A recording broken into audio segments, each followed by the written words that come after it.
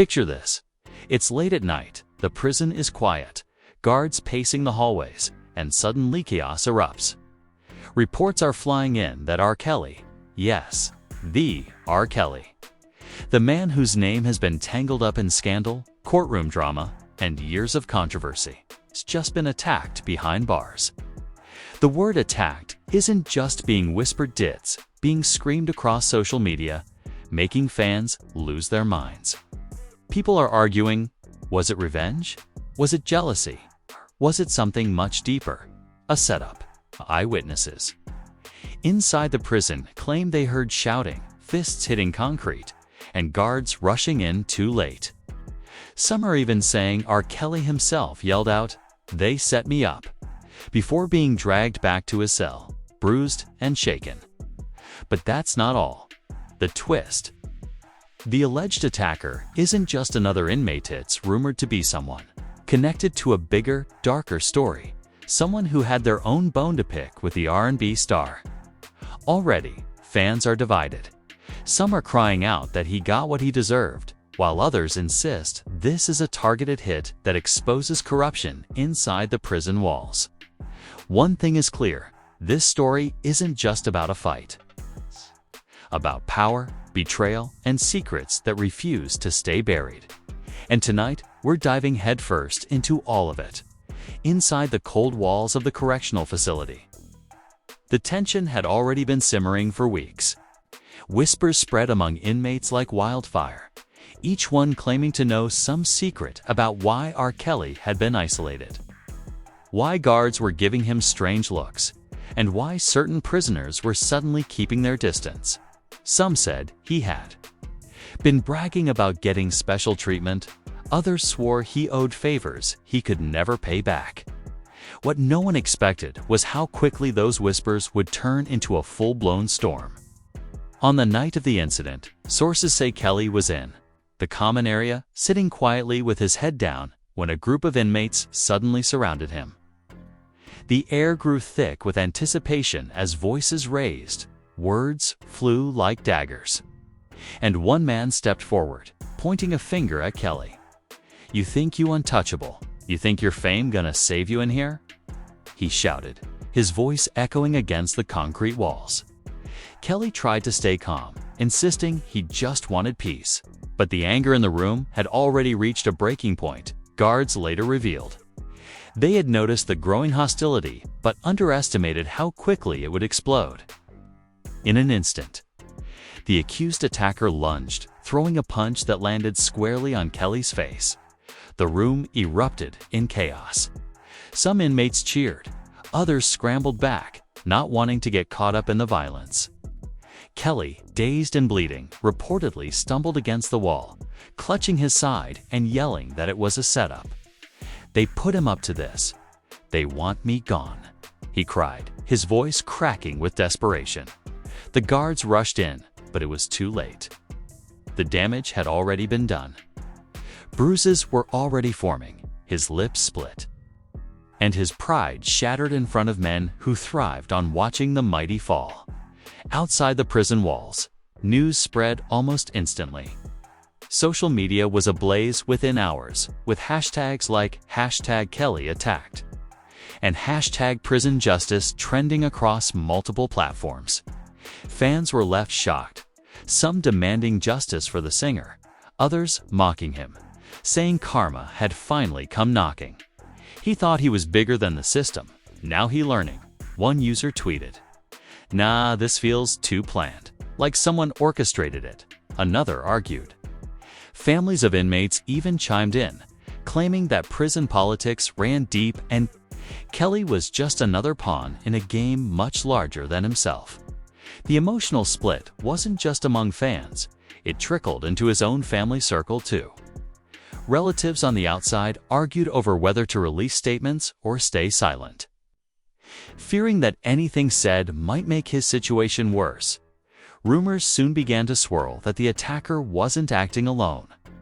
According to one insider, the man had been pressured by a group of prisoners who believed Kelly's presence was bad for their block, attracting too much attention from guards and media. Others whispered about gang affiliations, suggesting that the attack had been ordered to send a message. Not just to Kelly, but to anyone else who thought celebrity status meant protection behind bars. These claims painted a picture of betrayal. Not just from strangers, but from the very system Kelly thought might at least keep him safe. It was no longer just a fight. It was turning into a layered conspiracy. The emotional toll on Kelly became evident in the days that followed. Those who saw him described a man who looked haunted, no longer the defiant figure who once walked into courtrooms with a smirk. Now he kept his head down, avoiding eye contact, flinching at sudden noises. Guards reported that he muttered to himself often, repeating phrases like "they set me up" and "this ain't random." In one chilling account, a fellow inmate claimed Kelly told him, "I know who's behind this. It's not just him.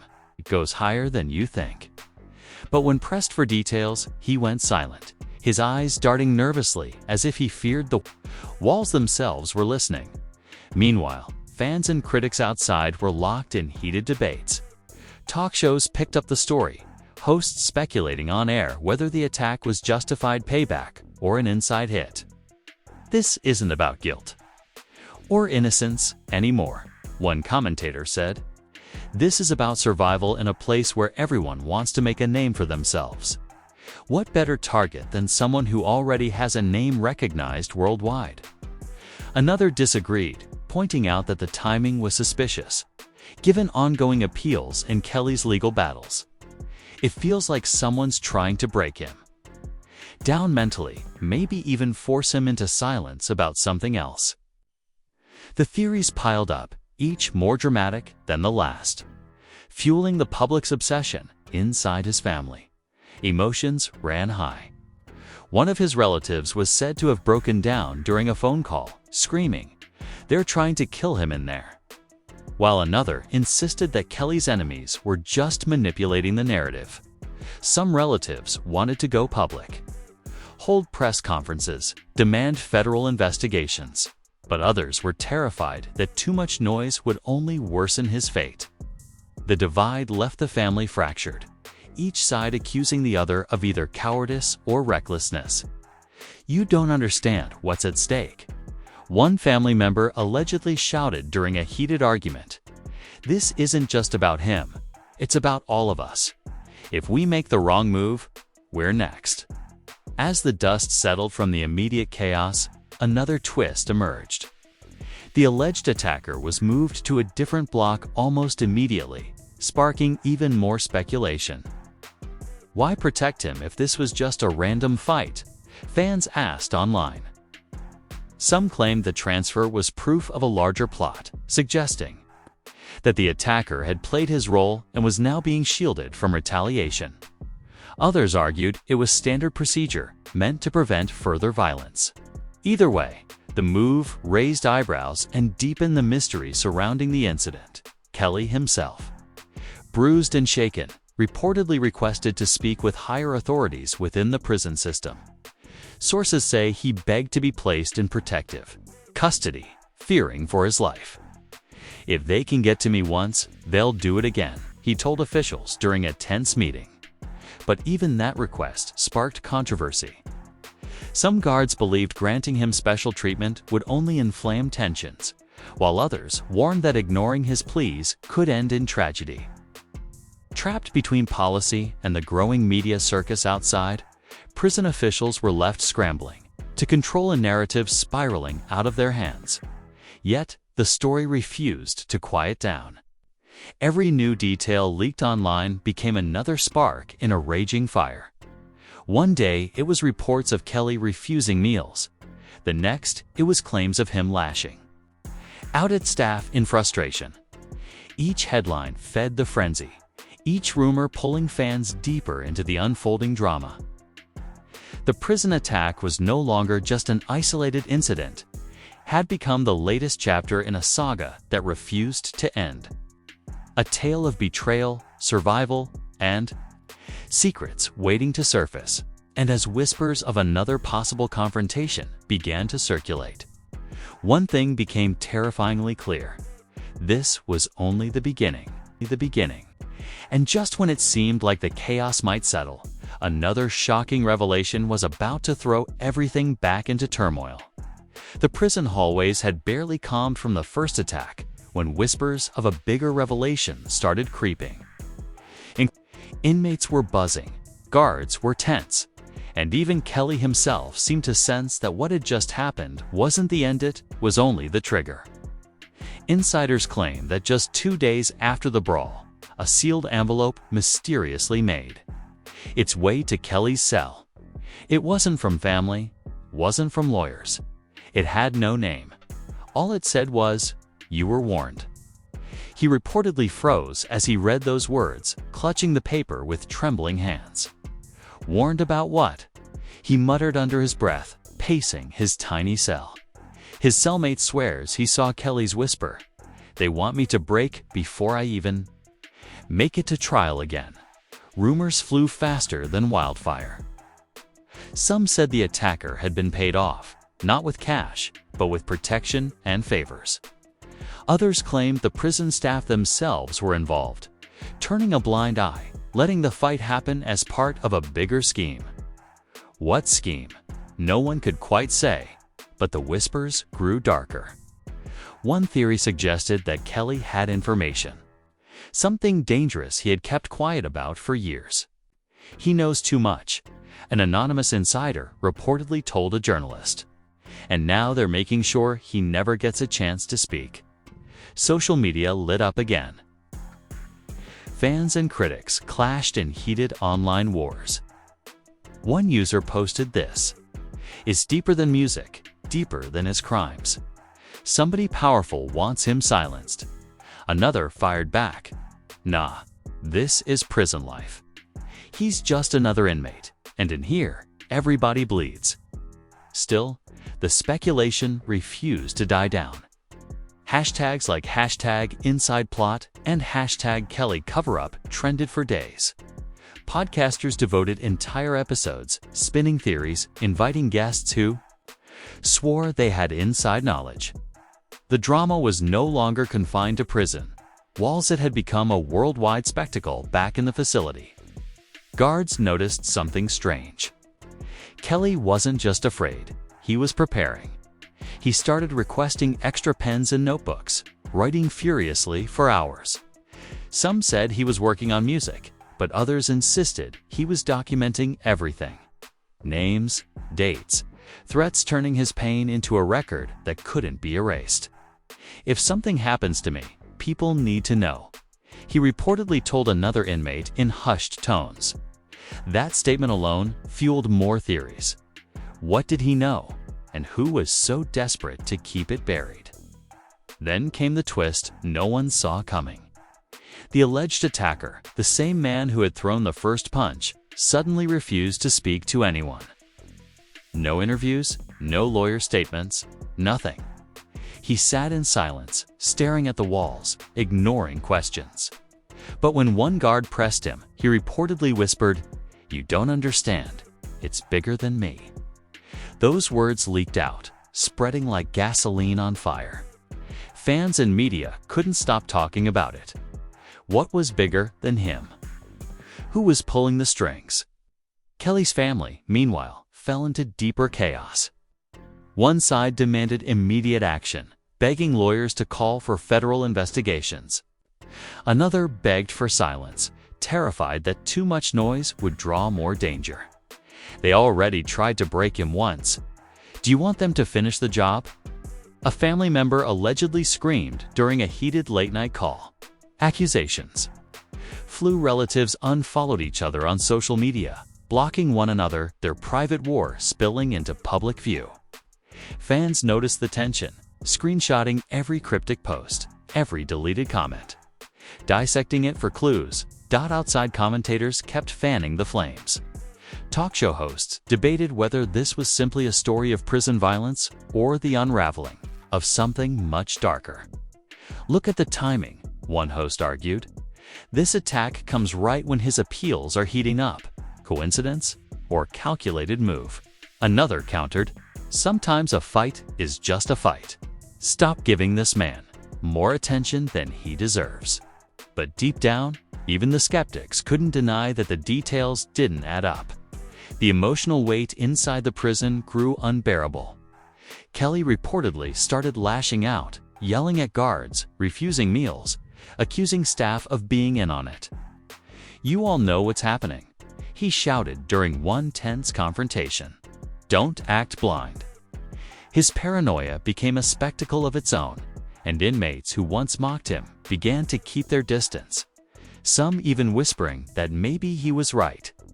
"If they can get to someone like him," one prisoner said, "what chance do the rest of us have?" Then came another shocking revelation. A second inmate stepped forward, claiming, he overheard conversations weeks before the attack.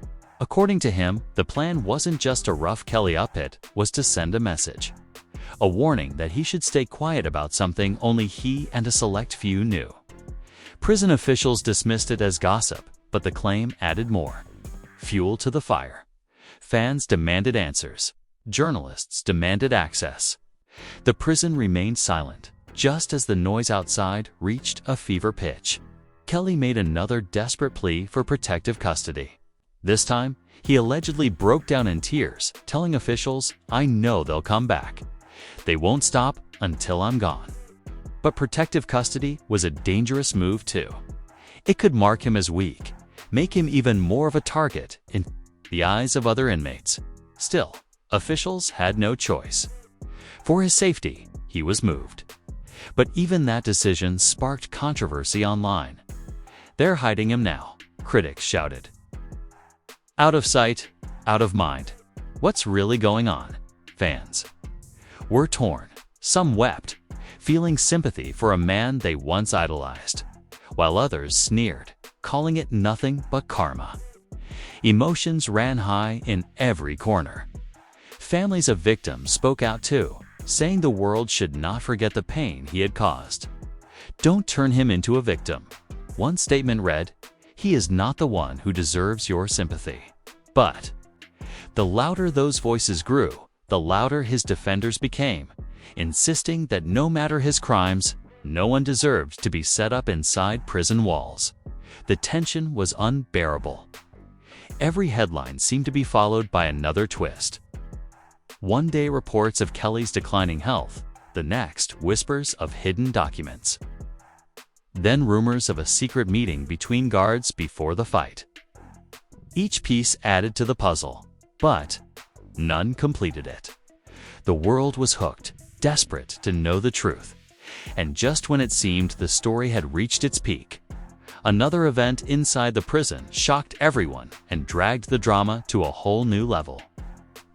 The prison was supposed to be on high alert after the first attack. But what unfolded next proved that control was slipping through the cracks faster than anyone wanted to admit.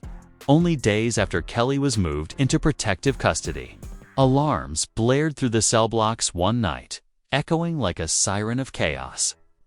Guards rushed toward the commotion. What they found was something no one expected: a scrawled message carved into the wall of a communal bathroom. It read, "The first was just a warning. The next will finish him." The chilling words sent shockwaves across the prison. Inmates whispered that whoever was behind it had eyes everywhere, that no amount of protection could shield Kelly from what was coming. Rumors spread that the message wasn't written by another prisoner at all, but smuggled in, possibly even staged by someone with access to restricted areas. Theories ran wild. Some believed corrupt guards were involved. Others claimed it was an elaborate scare tactic by powerful figures outside the prison walls. Kelly himself was said to be shaken to his core when he learned of the message. A source close to him claimed he sat silently for hours, staring at the wall of his cell, before finally breaking his silence with the words, "They want me gone before I speak." The phrase immediately reignited speculation about what Kelly supposedly knew. Podcasters dug deeper, digging up old interviews, cryptic lyrics, and past rumors about industry secrets. His family was no less fractured than before.